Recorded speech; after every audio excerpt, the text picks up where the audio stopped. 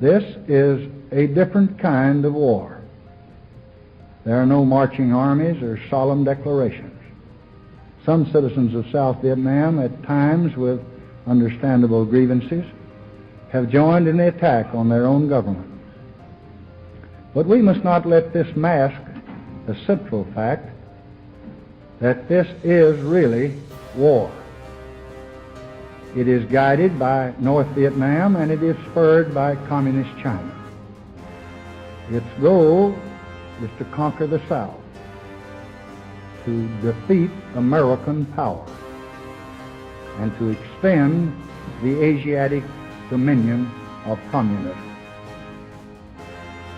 And there are great stakes in the balance. Roger, 1 sir. One base, number one. We're going to be joining again. And 1 3 Tango Echo.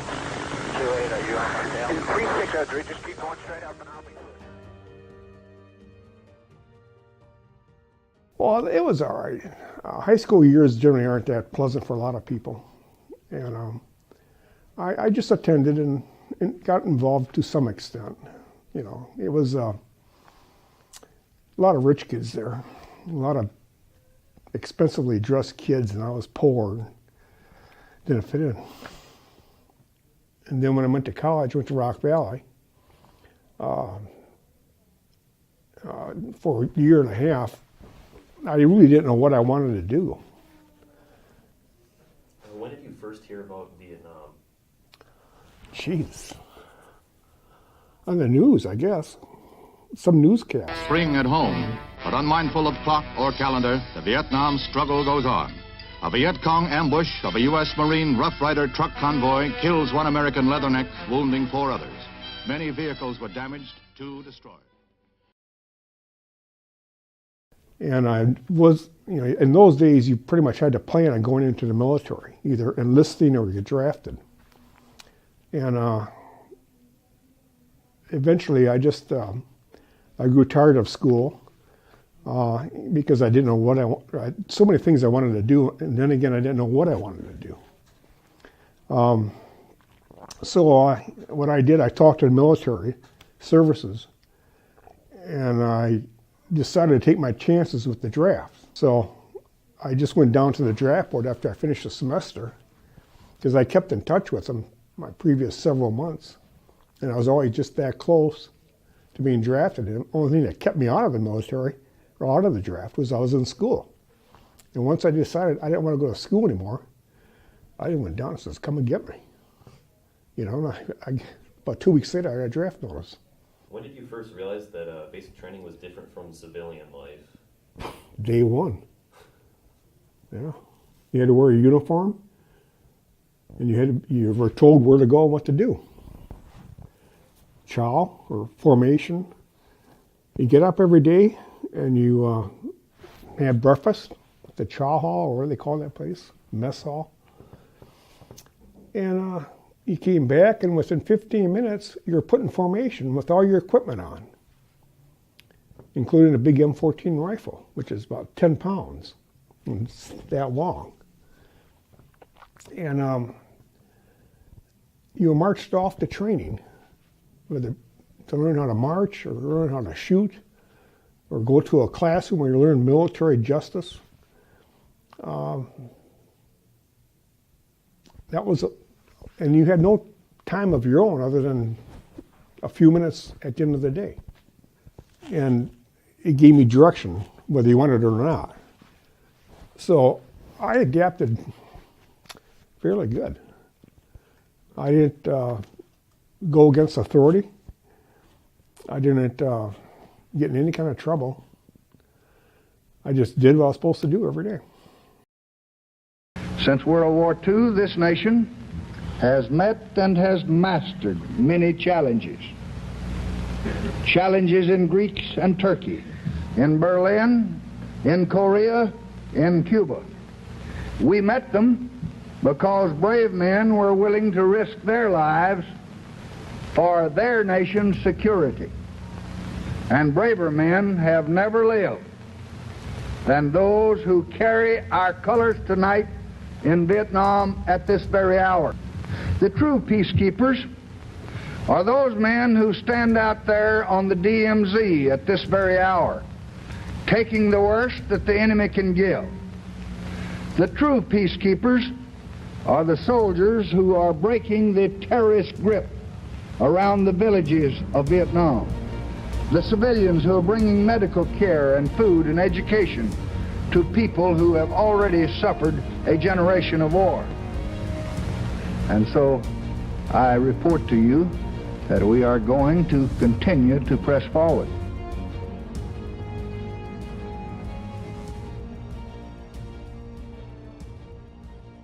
I went to the 1st Division, the 1st Infantry Division, and they were based in Zion, Vietnam, which is about 30 miles north of Saigon. And then I went to my base camp after that, where my regiment was. That was Lai K. It was a small village right in the middle of a rubber tree plantation. And it had a small airstrip and so forth. First days there, I don't know, I just wrote home that to my family minister that anything can happen now because I'm here. And he wrote back, sorry you're feeling like that. You went through jungle training when you got there, a week of it. It's a psychological conditioning, but you also perform military exercises in preparation for joining your unit. I was a motor crewman in a motor squad. There was about 7 of us, if I remember right. And one was a gunner, one was a couple of 3 were ammo bearers. One carried the bipod, one carried the barrel, one carried the base plate. And we assembled it when we got to the field. We disassembled it and carried it when we were transported to different locations.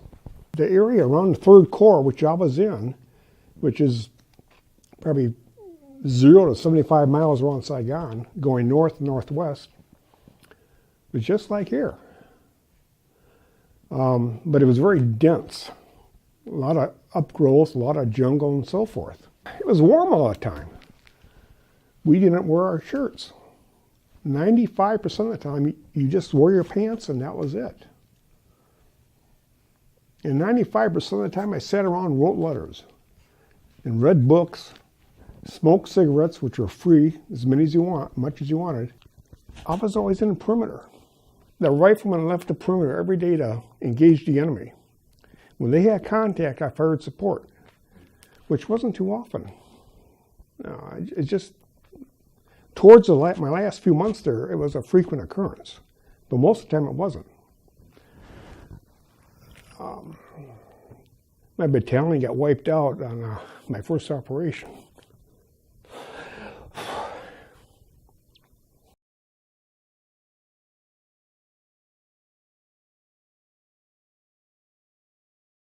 At 7 o'clock, I'm there. Helicopter lands, we get off, go to our positions. At 9 o'clock comes another big helicopter. A Chinook, 2 blades on it, Drops down right next to the perimeter. Door drops down. Single file, out comes the band. The band. Right over into our perimeter, right next to me. They sit there and they play us tunes for about 20 minutes, a half hour. The general ordered it out. I mean, it was a battle-worn area, and they're trying to lift the morale, whatever. I don't know, something like that. So they played tunes for us. And then when the band members quit, and they're very orderly, they were told to march back to the chopper. It was waiting for them.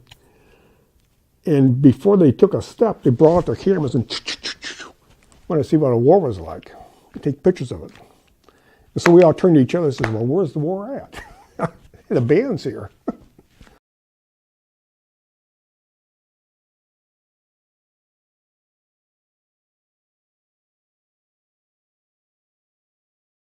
We were set up in a perimeter north of our base camp, and we got hit at night. Whenever we got hit, we always got hit at night, it seems like. And I was in my motor hole, which is, I got pictures of it to show you. And 3 feet down and 8 feet wide in diameter. So I'm sitting down there when there's action going on, waiting for the word to fire. And one particular operation, we had a machine gun out in front of us on a bunker or a hill, and it was firing right over our heads. So we just stayed down. And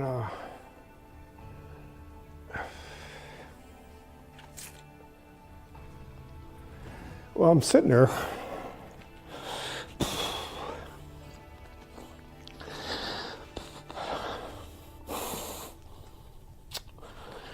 And I never got a call.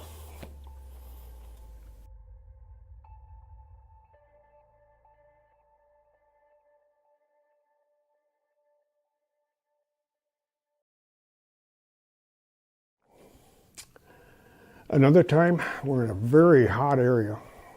They told us there was 4,000 North Vietnamese in one grid, which on a map is a small area. And so we went in and we just cleared an area with explosives, everything, made our perimeter. And the rifleman left and engaged the enemy and took casualties.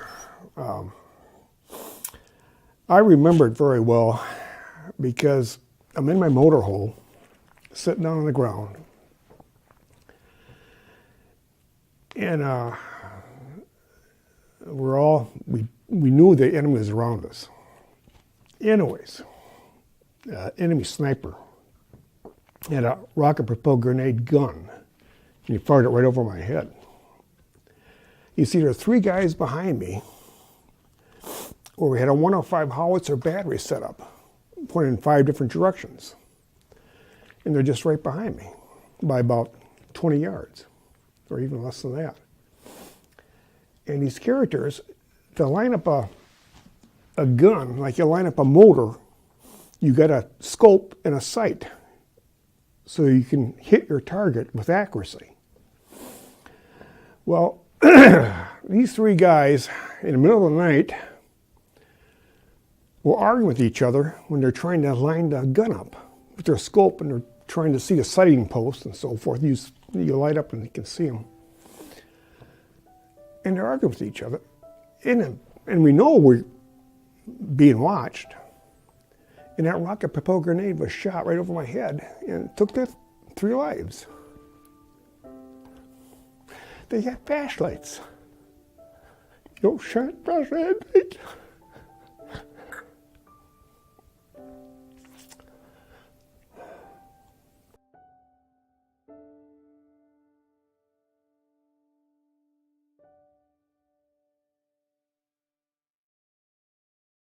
I bought a camera when I was leaving country.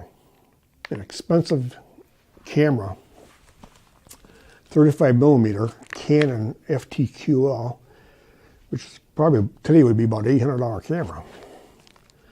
And I took that home with me and so forth, and kept it for a family camera, pictures and so forth.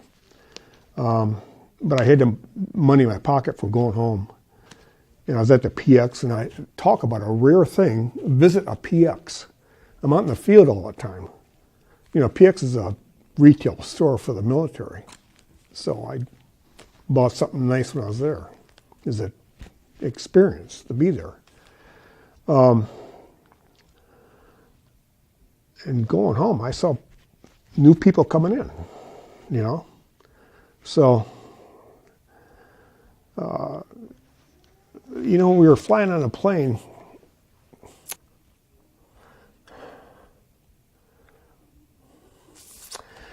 Oh, I can see the hills of California.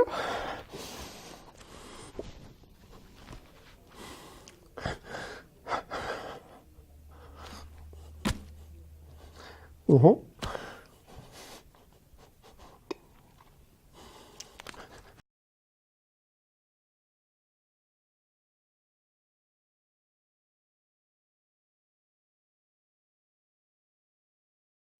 When I was in the airport in Los Angeles, I had flown down to Los Angeles for San Francisco, landing at San Francisco. I met my brother, And I just cried in his arms. It hit me to the back with life, Debbie.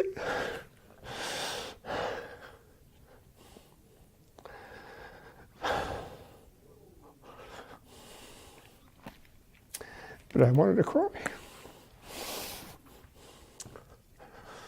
It was nighttime, and the family welcomed me home, and nephews and nieces, I had a lot of them. And they put up a sign. And I just, I had to live with my mother. She was a widow. And I remember being around the house. And the next morning, my sister, my one sister was already there. The other sister came over, who was my favorite sister. And she didn't talk to me.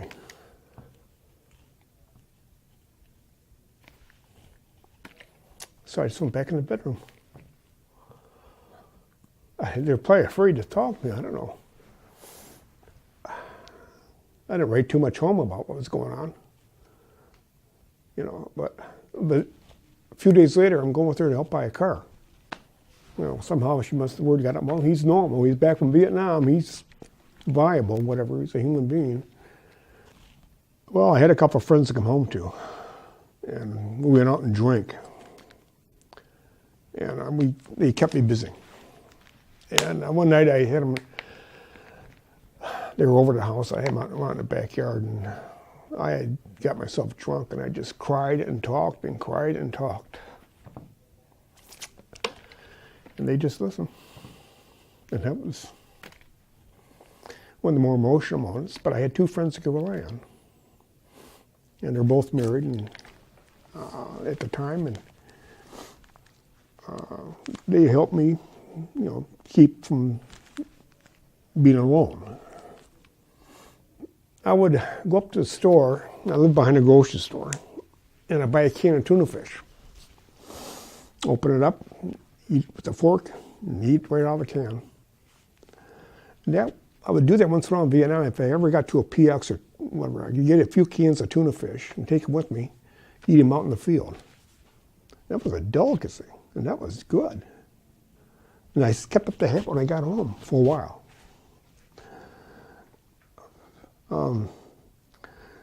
But after 3 weeks, or how long was it? 2 weeks, whatever, a week at home, I had a girlfriend. And she had gone to school in Miami, Florida, University of Miami. And I went down and saw her. And I spent a week with a beautiful woman in Miami in a motel room for a whole week. And everything you could think of. Talk about welcoming home. Being a Vietnam veteran is very awkward. And you had to be, I took it off my resume. I had it on my resume for a while. A few years later, I went to college and finished and looked for a job. But I took it off there. I just began to feel uneasy about it. And everybody avoided talking about it. But it's back right there in black and white. So, you know, that's the way it was. But I take with it, it's an experience you have, memories you have all your life. And I don't know, maybe I appreciate the more positive aspects of life a lot better. And I like helping people. Because I know the worst things can happen in life, whatever. And it's taken me all these years to feel that feel good about being a veteran. You know, I joined this veterans organization about 15 years ago, Vietnam. My wife worked with another woman at one of the schools, and her husband was involved, and he had diabetes. And his diabetes was from Agent Orange, allegedly. So he was getting compensation, so I was attracted by him. He says, you can do the same thing because you got diabetes too. You got the same type. And I hesitated for weeks to call the guy. Finally, I called him. He says, this is how it happens. You file a claim, and you get compensation because they can attribute it, your diabetes, to your exposure to Agent Orange. And if you're in Vietnam, any way, shape, or form, breathe the air, drink the water, or whatever, you were exposed to Agent Orange. And Agent Orange has these consequences. And so he invited me to a meeting, so I showed up. And I didn't say much for 3 or 4 years. I got on a bowling league one year, and I missed a whole year of meetings. But I knew a few people there from when I was a kid. And but then they were looking for an officer to serve on the board of directors. And they couldn't find anybody one night, so they drafted me.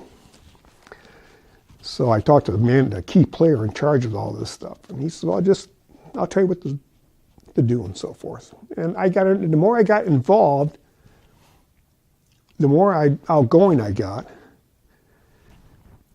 and the better I felt about myself. I didn't know my left from my right. And so what I did, I sought out the services of a psychiatrist.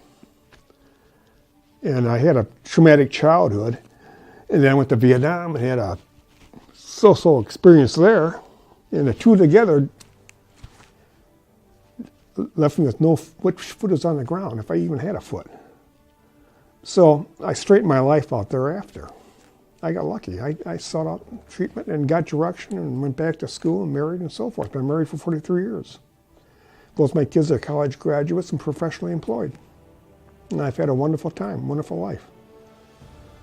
But if you were to ask my buddies in Vietnam that I served with, oh, he's crazy, you know. But I weathered the storm.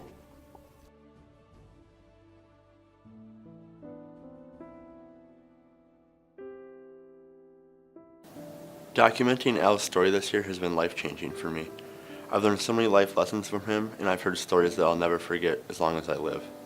When I first met Al at the Vietnam meeting, I was so nervous because I've been studying him for basically 8 months trying to make a documentary for him, and he's never even seen or heard me before.